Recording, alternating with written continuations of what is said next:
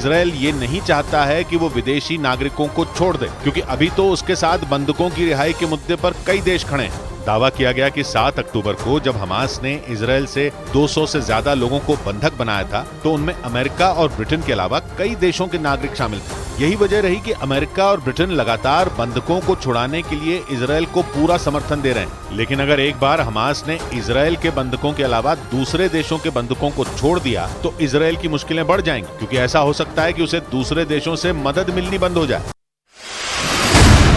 तो इजरायल पर आफत आ जाएगी, क्योंकि बंधकों की रिहाई के लिए नेतन्याहू पर दबाव लगातार बढ़ता जा रहा है। और इसीलिए इजरायल की सेना बंधकों तक पहुंचने की हर मुमकिन कोशिश कर रही है। गाजा में घुसकर भी इजरायल के जवान चप्पा चप्पा खंगाल रहे हैं, ताकि किसी भी सूरत में बंधकों तक पहुंचा जा सके। लेकिन इजरायल की सेना के हाथ अभी तक खाली हैं। यही वजह रही कि इजरायल में नेतन्याहू के खिलाफ लोगों का गुस्सा भड़क रहा है और वो सड़क पर भी उतर रहे हैं। एक महिला ने तो हमास से उसे भी बंधक बनाने की अपील कर दी, ताकि वो अपनी बेटियों के साथ रह पाए। यानी अपने लोगों को छुड़ाने के लिए इजरायल के लोग अब खुद भी आगे आने लगे हैं, और इसीलिए नेतन्याहू पर भी बंधकों को छुड़ाने का दबाव बढ़ता ही जा रहा है। बंधकों का मुद्दा इजरायल की संसद में भी खूब उठ रहा है। वहां संसद सत्र के दौरान खाली सीटों पर बंधक बनाए गए कई लोगों की तस्वीरें रखी गईं और बंधकों के मुद्दे पर चर्चा भी हुई। वहां की संसद में खाली सीटों पर बंधक बनाए गए कई लोगों की तस्वीरें रखी गईं। यानी बंधकों को छुड़ाने के लिए नेतन्याहू पर अब चारों तरफ से दबाव बनाया जा रहा है। इजरायल के सैकड़ों लोगों ने सरकार के खिलाफ नाराजगी जताई और यरूशलेम में इकट्ठा हुए।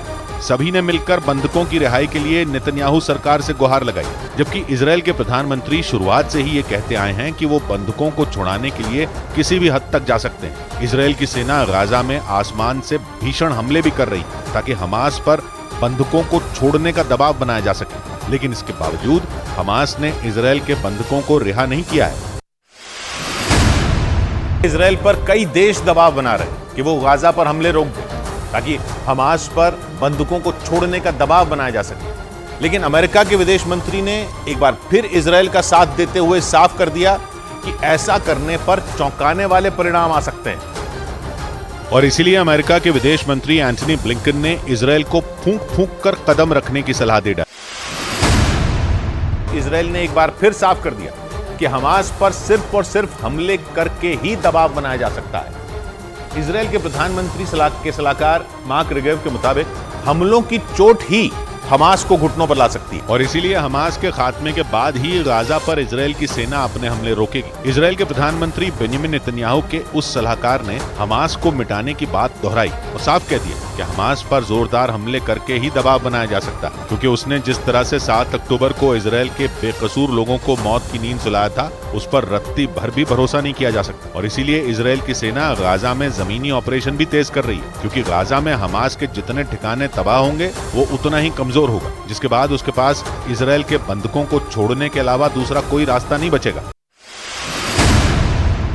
लेकिन गाजा में हमले रोकने के लिए इजरायल पर दबाव बढ़ रहा है, मगर नेतन्याहू ने भी साफ कह दिया है कि बंधकों की रिहाई तक सीज फायर नहीं होगा। इतना ही नहीं, उन्होंने यह भी कह दिया कि गाजा को ईंधन भी नहीं दिया जाएगा। और इजरायल की सेना रुकने के बजाय हमास को बर्बाद करने के लिए और भीषण हमले करेगी। नेतन्याहू ने कह दिया कि अगर हमास को ईंधन चाहिए तो उसे बिना देरी किए बंधकों को छोड़ना होगा, नहीं तो गाजा में इजरायल न तो सीज फायर करेगा और न ही गाजा को ईंधन दिया जाएगा। ऐसी खबरें आ रही थी कि हमास के लड़ाके पेट्रोल का इस्तेमाल कर बम बना रहे थे, ताकि इजरायल की सेना को गंभीर चोट पहुंचाई जा सके। इसीलिए इजरायल भी पूरी तरह सतर्क हो गया है, क्योंकि पहले ही हमास के पास खतरनाक रॉकेट मौजूद है। ऐसे में अगर उसके हाथ और ज्यादा पेट्रोल लग गया तो वो उससे बम बनाकर गाजा में इजरायल की सेना के जमीनी ऑपरेशन के दौरान भीषण हमला करने में सक्षम हो जाएगा। और हिजबुल्लाह का दावा है कि इस हमले के लिए उसे इजरायल ने ही मजबूर किया। हिजबुल्लाह के मुताबिक इजरायल ने उसकी सीमा के अंदर धमाके किए, जिसमें लेबनान के कई लोगों की जान चली गई।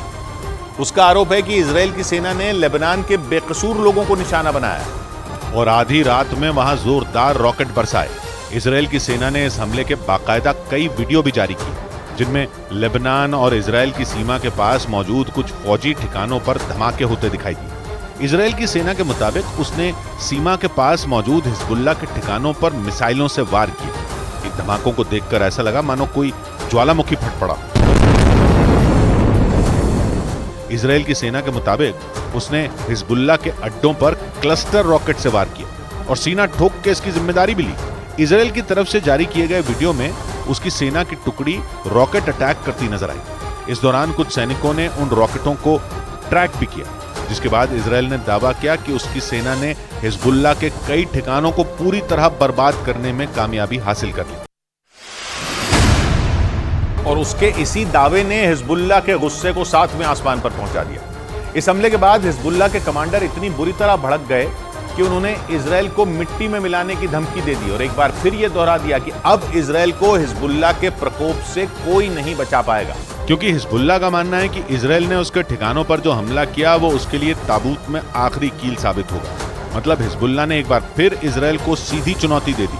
हिजबुल्लाह ने साफ साफ शब्दों में यह ऐलान कर दिया कि वो अपने ठिकानों पर हुए हमलों का बदला जरूर लेगा। मतलब वो इजराइल पर इतना भीषण वार करेगा कि नेतन्याहू की नींद हराम हो जाएगी। इस दौरान हिजबुल्लाह ने इजराइल को धमकाते हुए ये भी कहा कि इजराइल उसके लड़ाकों की असली ताकत से वाकिफ नहीं है।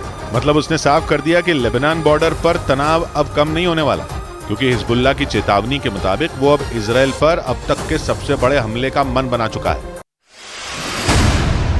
इस बीच इजराइल ने साफ कर दिया कि वो लेबनान बॉर्डर पर जंग के लिए तैयार बैठे चरमपंथी संगठन हिजबुल्लाह से लड़ाई नहीं लड़ना चाहता। इजराइल के रक्षा मंत्री ने ऐलान कर दिया कि हिजबुल्लाह से टकराने का उनका कोई प्लान नहीं है। मतलब इजराइल का पूरा फोकस सिर्फ और सिर्फ हमास से जंग लड़ने पर है। इजराइल के रक्षा मंत्री योआव गैलांट ने साफ कर दिया कि इजराइल की सेना हिजबुल्लाह से जंग नहीं लड़ना चाहती, क्योंकि जब से इजराइल ने गाजा पर हमले किए तभी से लेबनान से लगने वाली उसकी सीमा के पास हिजबुल्लाह के लड़ाके भी सक्रिय हो गए, जिसके बाद यह आशंका जताई जाने लगी थी कि इजराइल पर लेबनान के रास्ते भी बड़ा हमला हो सकता है। माना जा रहा है कि जंग के इसी नए मोर्चे से बचने के लिए इजराइल के रक्षा मंत्री ने साफ कर दिया कि इजराइल हिजबुल्लाह से किसी तरह का कोई टकराव नहीं चाहता। क्योंकि माना जा रहा है कि अगर इजराइल ने हिजबुल्लाह से सीधी टक्कर ली तो फिर इस जंग में ईरान की भी एंट्री हो सकती है, क्योंकि इजराइल का आरोप है कि हिजबुल्लाह असल में सिर्फ एक मुखौटा है और उसके पीछे आतंक का असली चेहरा ईरान है।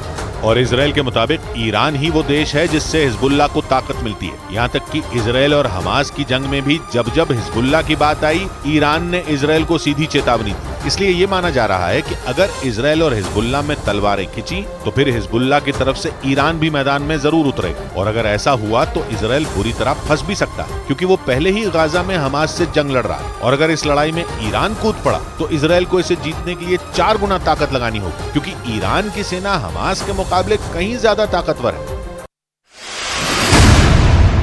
ये जंग अकेले नहीं लड़ने वाला, बल्कि उसके साथ लेबनान में बैठे हिजबुल्लाह के खूंखार लड़ाकों की बहुत बड़ी टोली भी होगी, जो ईरान के एक इशारे पर इजराइल में कत्लेआम मचाने के इरादे से घुस जाएगी। मतलब इजराइल के सामने 2 दुश्मन एक साथ होंगे, क्योंकि एक तरफ गाजा में वो महीने भर से हमास के खिलाफ ऑपरेशन चला रहा है, तो वहीं लेबनान बॉर्डर पर भी हिजबुल्लाह के हमले का खतरा बढ़ता जा रहा है। उसके लिए 2 मोर्चों पर एक साथ लड़ाई लड़ना मुश्किल हो सकता है, और उसका ये डर हर गुजरते दिन के साथ बढ़ता ही जा रहा है, क्योंकि हिजबुल्लाह पहले भी ये साफ कर चुका है कि अगर इजराइल ने जरा सी भी गलती की तो वो उस पर पूरी ताकत से टूट पड़ेगा। और माना जा रहा है कि